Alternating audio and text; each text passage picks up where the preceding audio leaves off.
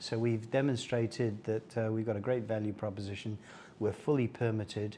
But yeah, of course, everybody wants scale, and from our perspective, we arouse a certain amount of interest from strategics, and those folks are more in the sort of emergent mid-tier sector.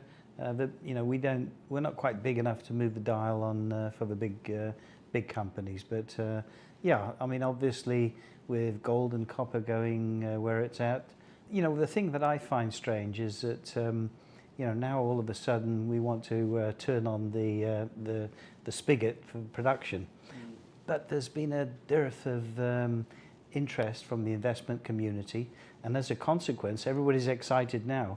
But the supply chain isn't there, and that's why we're unique, because we're one of the few permitted projects ready to get into production. I think it's quite interesting. I was reading a piece in the flying over yesterday, reading the newspaper, a broadsheet newspaper in the airplane is quite difficult, with wind billowing and seats close to your face. But there was a double-page spread on natural resource investing, and it seems that generalist investors are understanding the time to actually from discovery through to production is longer than most people would hope or wish for.